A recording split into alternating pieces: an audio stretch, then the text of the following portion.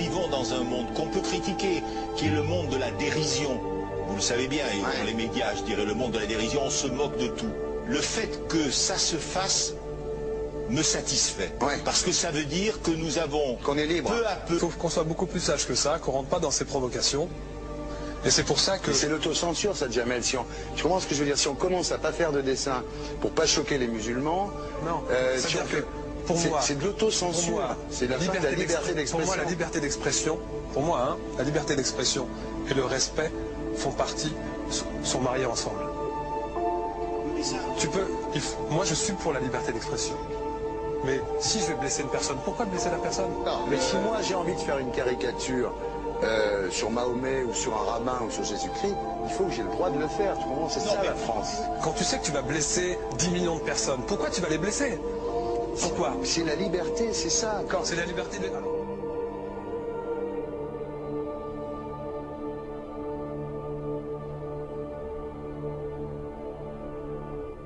Non, mais vous ne pensez pas que c'était à vous de vous excuser, non? En disant le sketch n'était pas très drôle, je suis désolé si j'ai blessé des gens, voilà, excusez-moi, voilà, c'est une connerie. C'est mon travail.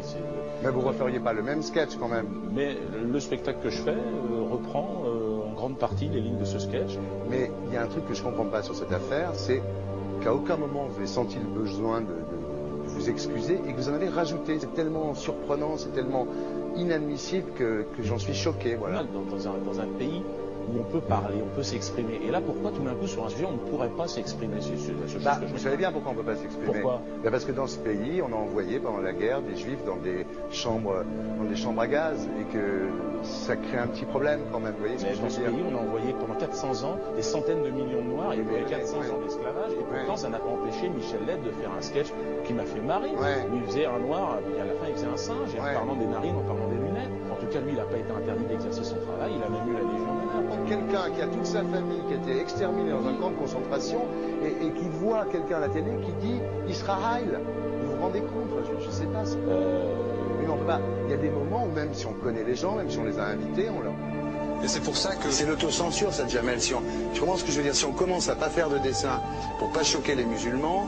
Non, c'est de l'autocensure. C'est la fin de la liberté d'expression. Pour moi, la liberté... Et là, pourquoi tout d'un coup, sur un sujet, on ne pourrait pas s'exprimer vous savez bien pourquoi on ne peut pas s'exprimer. Pourquoi? Parce que dans ce pays, on a envoyé pendant la guerre des juifs dans des chambres à gaz et que... Deux poids, deux mesures. La liberté pour tout le monde.